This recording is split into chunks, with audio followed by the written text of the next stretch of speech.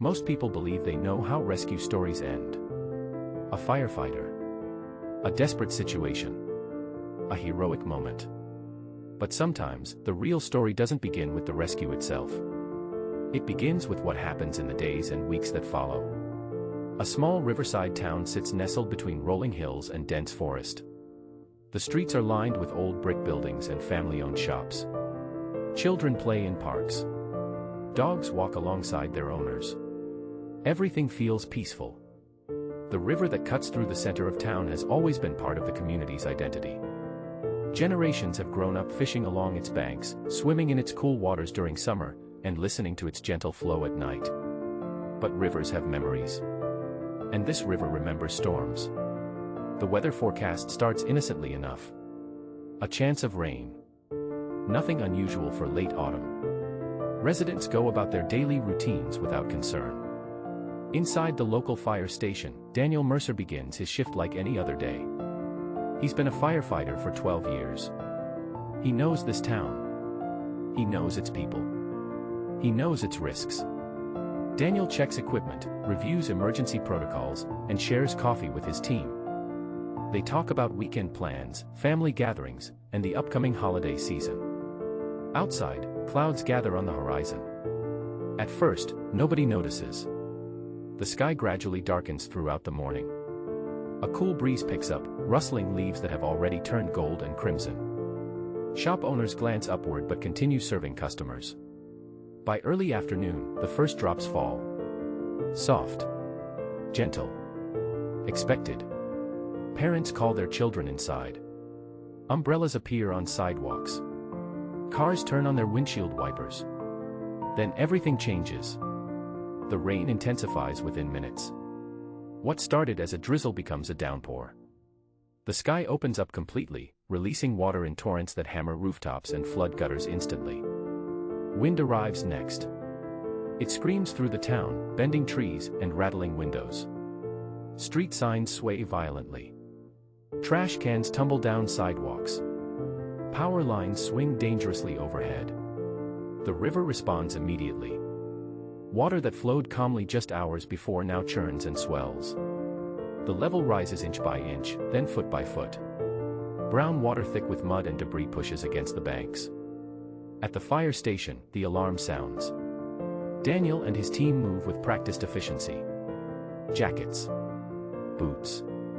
Helmets. Gear checked and double-checked. The radio crackles with reports flooding in from across town. Flooded basements. Stranded vehicles. Downed trees blocking roads. Then a different call comes through. A woman's voice, frantic and barely audible over the storm. She reports seeing animals near the old river trail. Dogs. Maybe strays. Trapped by rising water. The location she describes is remote. A section of riverbank where the forest grows thick and the current runs fast even on calm days. Daniel knows the area. He also knows what floodwater can do. The team loads into the emergency vehicle and drives straight into the storm. Rain pounds the windshield so hard the wipers can barely keep up. Visibility drops to almost nothing. Streets that were dry hours ago now run with water. The truck pushes through, creating waves on both sides. They pass abandoned cars. Fallen branches.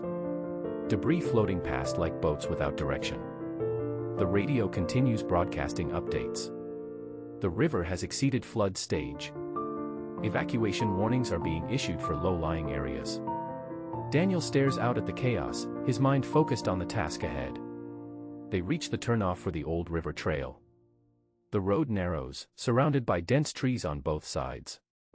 Water covers the pavement completely now. The driver slows, navigating carefully. One wrong move could send them into a ditch or worse.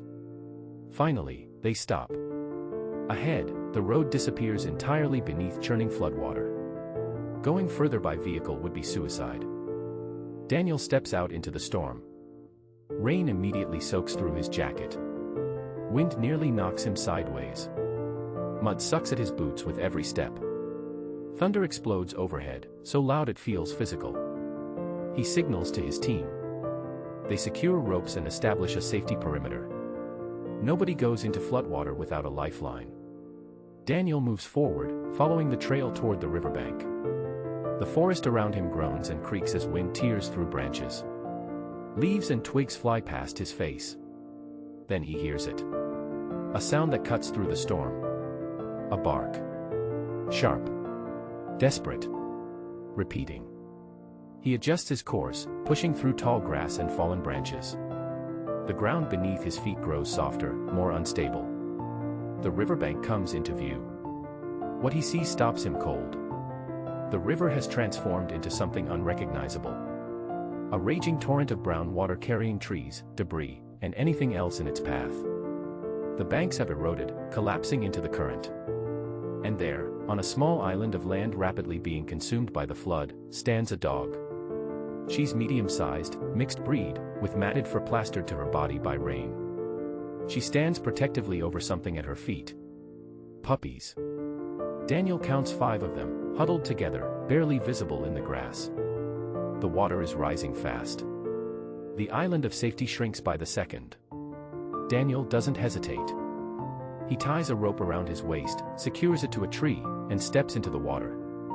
The current hits him like a physical force. It pulls at his legs, trying to sweep him downstream. The water is freezing cold, filled with debris that bumps and scrapes against him. He fights forward, step by careful step. The mother dog watches him approach. Her ears flatten. A low growl rumbles in her throat. She's terrified, but she won't abandon her puppies. Daniel kneels, making himself smaller, less threatening.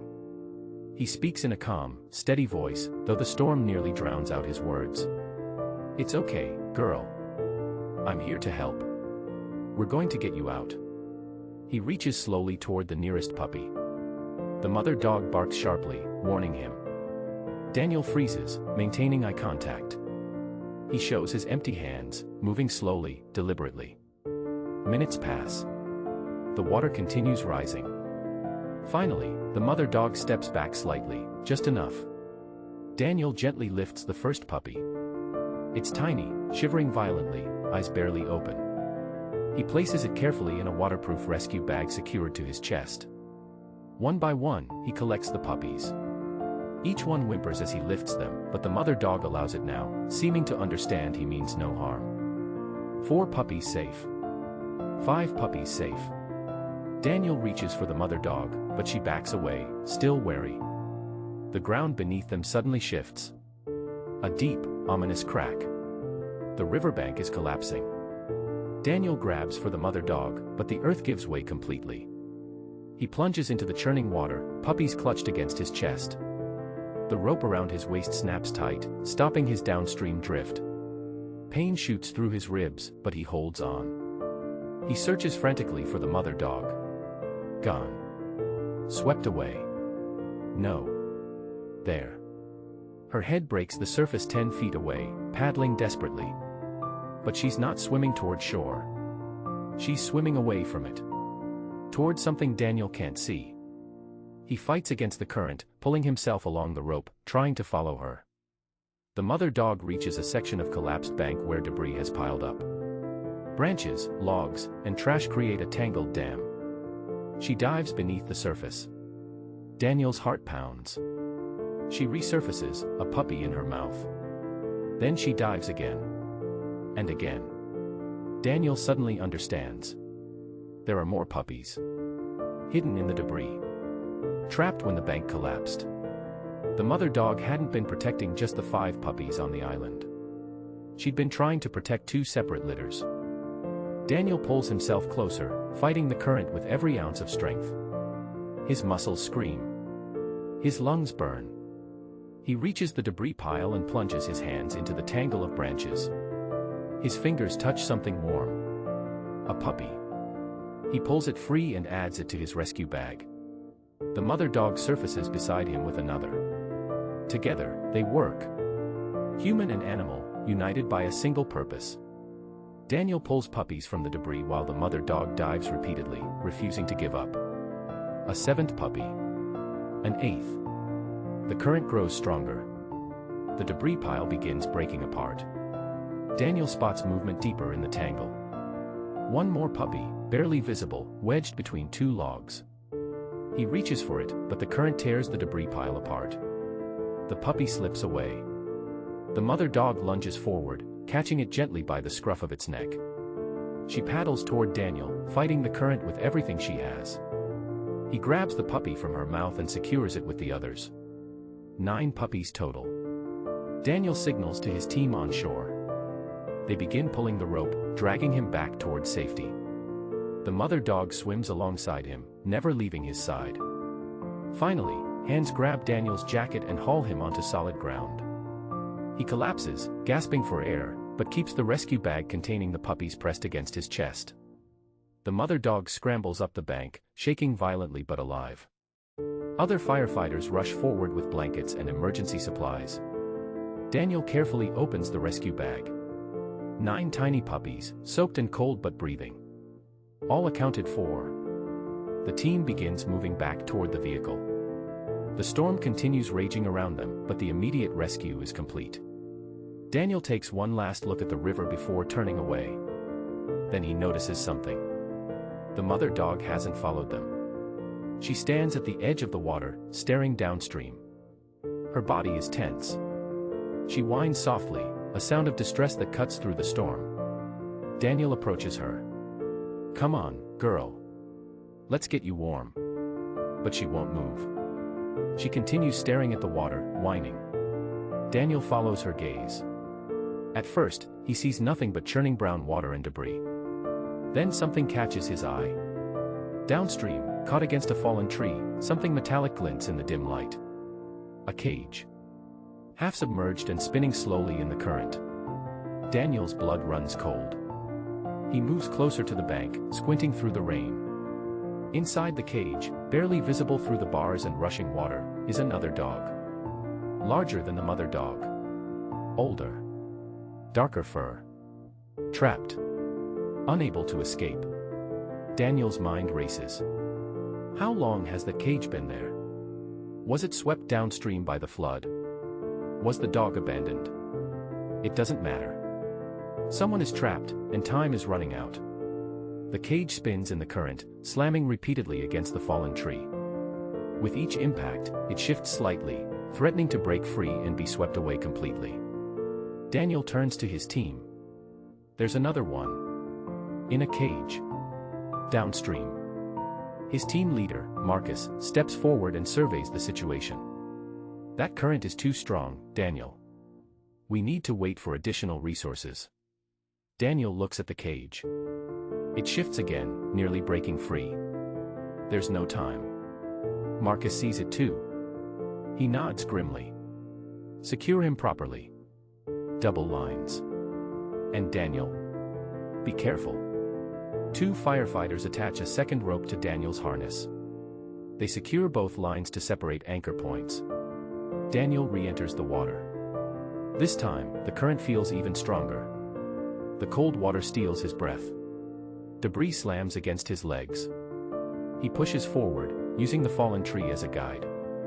The cage is 20 feet away. 15 feet. 10 feet. The current tries to tear him away from the tree. His fingers grip the rough bark, pulling himself forward inch by inch. 5 feet. He reaches out toward the cage. His fingers brush the metal bars. The cage suddenly breaks free from the tree. It spins violently in the current, heading downstream. Daniel lunges forward, catching the cage with both hands. The weight nearly pulls him under. The dog inside scrambles frantically, making the cage rock and spin. Daniel fights to keep his head above water while securing his grip on the cage. His team feels the strain on the ropes and begins pulling. Slowly, agonizingly slowly, Daniel and the cage move toward shore. The current fights them every inch of the way. Daniel's arms burn. His hands are numb from cold and effort.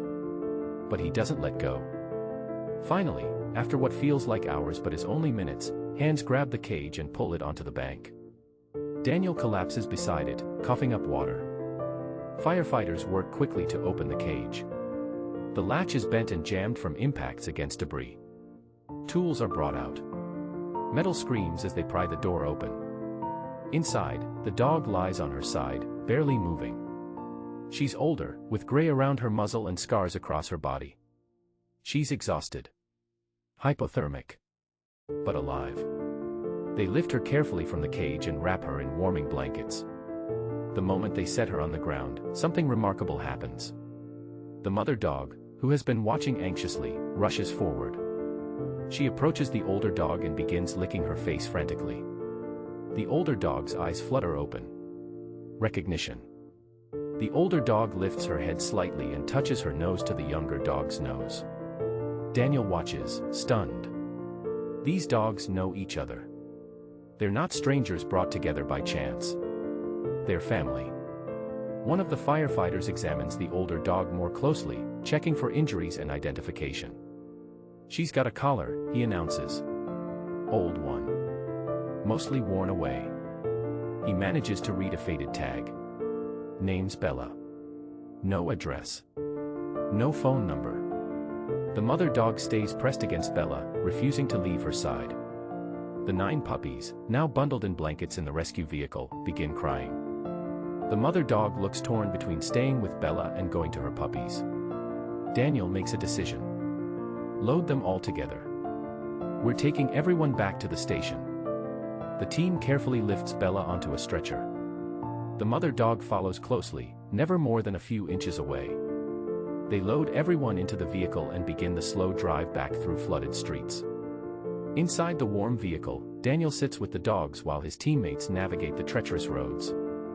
He watches the mother dog curl up next to Bella, protective and gentle. He watches the 9 puppies huddle together, their tiny bodies finally warming up.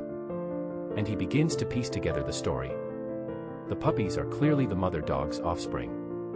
But there are 2 distinct age groups. 5 puppies are slightly larger and older. 4 are smaller and younger. 2 separate litters. Which means the mother dog had given birth twice in recent months. And Bella, the older dog. The way the mother dog stays close to her, protective and devoted, suggests a deep bond. Daniel has seen enough animals over the years to recognize the signs. Bella isn't just another dog. She's the mother dog's mother. The grandmother of all 9 puppies. 3 generations of one family, all caught in the same flood. The vehicle arrives at the fire station as the storm finally begins to ease. Rain still falls, but the intensity has decreased. They carry the dogs inside to a warm room usually used for equipment storage. Blankets are spread out. Space heaters are brought in. Food and water are set out. A veterinarian who volunteers with the fire department is called. She arrives within 30 minutes, bringing medical supplies and experience. She examines each dog carefully. The puppies are cold and frightened but otherwise healthy. No injuries. No signs of illness. The mother dog is exhausted and underweight but strong. She's been nursing puppies while likely having very little food herself. Bella is the most concerning. She's severely underweight. Her teeth are worn down. She has old injuries that healed poorly. And she's suffering from hypothermia and exhaustion. The vet administers fluids and medications. She wraps Bella in heated blankets and monitors her vital signs.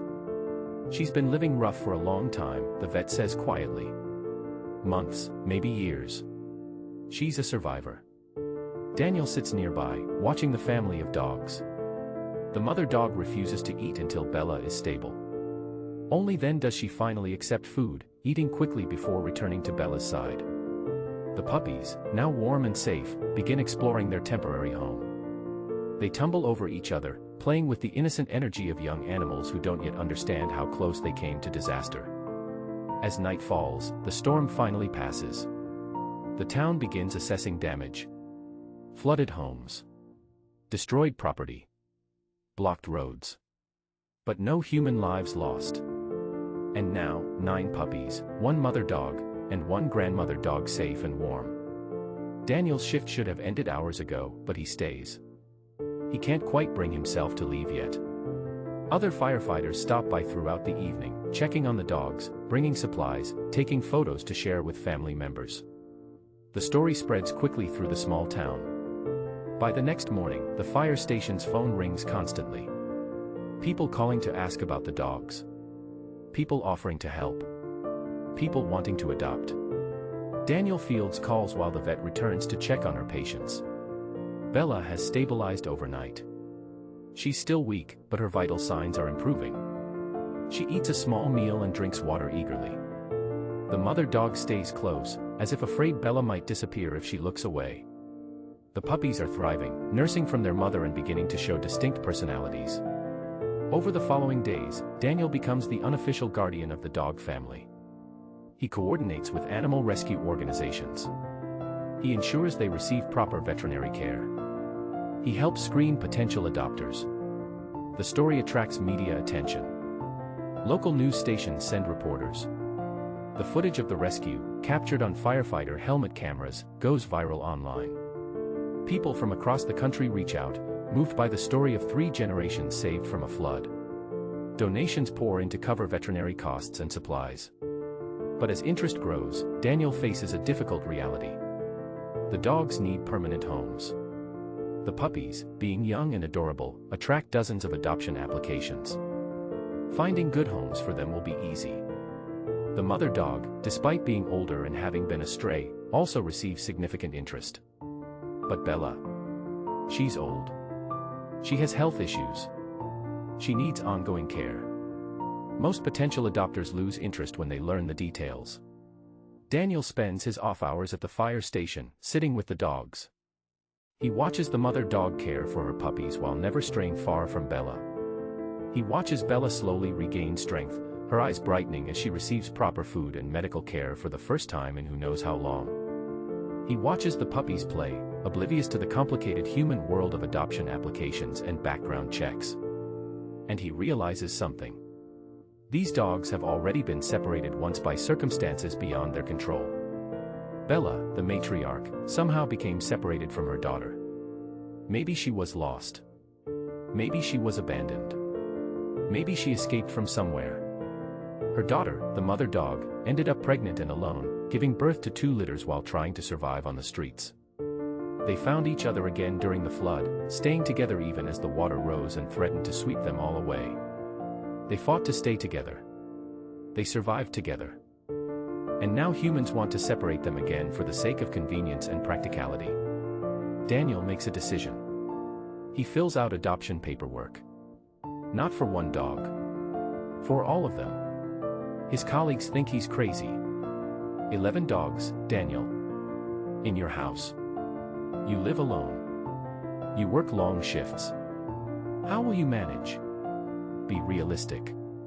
You can't save them all. But Daniel has been a firefighter long enough to know something important. Sometimes, the rescue doesn't end when you pull someone from danger. Sometimes, the rescue continues long after. Sometimes, the real heroism is in the follow-through. He takes the paperwork to his supervisor, expecting resistance. Instead, his supervisor smiles. I was wondering when you'd figure it out. The approval process takes several weeks. Home inspections. Background checks. Veterinary consultations. During this time, Daniel visits the dogs every day. He brings supplies. He helps with feedings. He sits on the floor and lets puppies climb over him. He watches Bella grow stronger each day, her personality emerging as her health improves. He watches the mother dog finally relax, understanding that she and her family are safe. And he watches the puppies grow, their eyes opening to a world that includes warmth, food, and safety. Finally, approval comes through. Daniel can adopt the entire family. He spends a weekend preparing his house. He installs fencing in the backyard. He sets up sleeping areas. He puppy-proofs everything that can be chewed, knocked over, or destroyed. His neighbors think he's lost his mind. But they also offer to help. Someone donates dog beds. Someone else provides food and supplies. A neighbor who works from home offers to check on the dogs during Daniel's shifts. The small town that came together during the flood comes together again. On a sunny afternoon 3 weeks after the rescue, Daniel loads 11 dogs into a borrowed van and drives them to their new home. The mother dog sits in the front passenger area, alert and watchful. Bella rests in a comfortable crate, still regaining her strength but stable. The 9 puppies tumble over each other in the back, excited by the adventure. Daniel pulls into his driveway and opens the doors. The dogs explore their new home cautiously at first, then with growing confidence. The puppies discover the backyard and immediately begin playing. The mother dog checks every corner, every room, ensuring everything is safe. And Bella, moving slowly but deliberately, finds a sunny spot near a window and lies down with a deep, contented sigh. For the first time in who knows how long, she's home. Daniel stands in his living room, surrounded by dogs, and laughs. His life has completely changed in less than a month. But as he watches the puppy pile form in the corner, as he sees the mother dog finally relax, as he observes Bella sleeping peacefully in the sun, he knows he made the right choice. The weeks that follow are chaotic. Puppies need training, socialization, and constant supervision. The mother dog, whom Daniel names River, needs time to adjust to domestic life after surviving on the streets. Bella needs ongoing veterinary care and a special diet. Daniel's house becomes a symphony of barking, playing, and general canine chaos. But it also becomes something else. A home. Not just for the dogs, but for Daniel too. He realizes he'd been going through the motions of life. Work. Sleep. Repeat. Now, he has purpose beyond his job. He has 11 reasons to come home every day. He has a family. The puppies grow quickly, their personalities emerging. Some are bold and adventurous. Some are gentle and shy. Some are troublemakers who find mischief in every corner. Daniel names them after rivers and streams. Brook. Creek. Delta. Ford. Glen. Harbor. Isle. Bay. Shore. 9 puppies, each unique, each loved. River, the mother dog, transforms as she adjusts to her new life. Her coat becomes shiny and healthy. She gains weight. She learns to play, something she probably never had the chance to do as a stray. But she never forgets her role as protector. She watches over her puppies constantly. And she stays close to Bella, checking on her throughout the day. Bella, the grandmother, continues her slow but steady recovery. She'll never be a young, energetic dog again. But she finds joy in small things. Sunny spots by windows. Gentle walks around the backyard. The presence of her daughter and grandchildren nearby. Months pass. The puppies reach an age where they could be adopted out to individual families. Daniel receives inquiries regularly. People who saw the story and want to be part of it. People who offer good homes and genuine love. Daniel considers it. He knows keeping 11 dogs permanently is a massive commitment. He knows it would be easier to find homes for the puppies. He knows most people would make that choice. But every time he considers it, he watches the family interact. He sees River teaching her puppies. He sees Bella, despite her age and limitations, playing gently with her grandchildren. He sees 9 puppies who have never known separation or abandonment. And he can't do it. This family fought to stay together through a flood. They survived together. They belong together. So Daniel makes the final decision. All 11 dogs stay. His colleagues shake their heads in amazement. His neighbors call him the crazy dog guy. But the local community embraces the story. The fire station receives donations specifically designated for Daniel's flood family. A local pet supply store offers discounted food and supplies. A veterinary clinic provides reduced-cost care. The town that was devastated by a flood finds hope in the story of 11 dogs and 1 firefighter. A year after the rescue, Daniel stands in his backyard.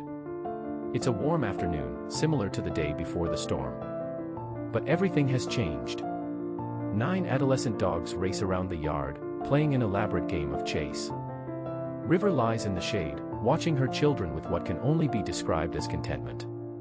And Bella, now stable and healthy, rests beside River, her gray muzzle on her daughter's back. 3 generations. 1 family. Safe. Together. Daniel's phone buzzes with a text from the fire station. His shift starts in an hour. He calls the dogs inside, beginning the routine of securing them before he leaves. His neighbor arrives, as scheduled, to check on them during his shift. Daniel grabs his keys and heads to his truck. As he drives toward the fire station, he thinks about that day in the storm. He thinks about the decision to enter the floodwater. He thinks about finding not just one group of puppies, but two. He thinks about the cage spinning in the current. He thinks about all the moments that could have gone differently. All the choices that led to this outcome. And he realizes something important. Rescue isn't just about the moment of action. It's not just about pulling someone from danger. Real rescue is about what comes after. It's about commitment.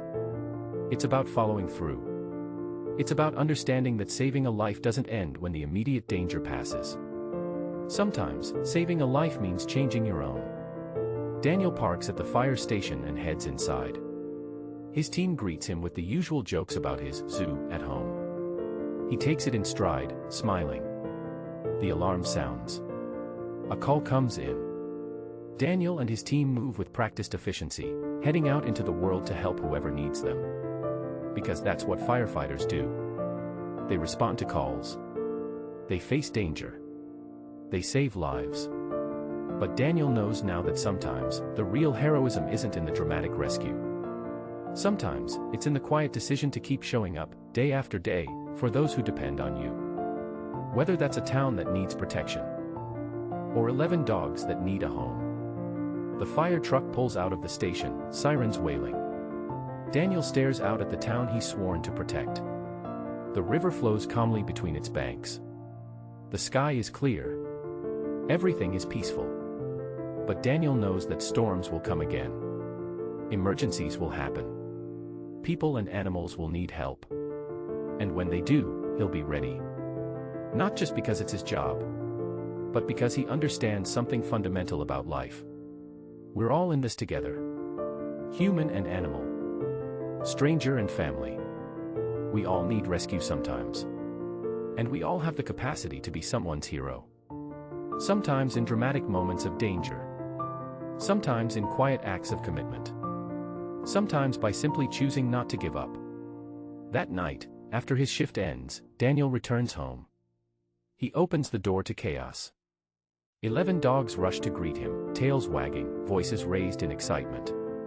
River checks him over, ensuring he's unharmed. Bella watches from her spot by the window, too dignified to rush but clearly pleased he's home. The 9 adolescent dogs compete for his attention, jumping and playing and demanding pets. Daniel sits on the floor, surrounded by his family.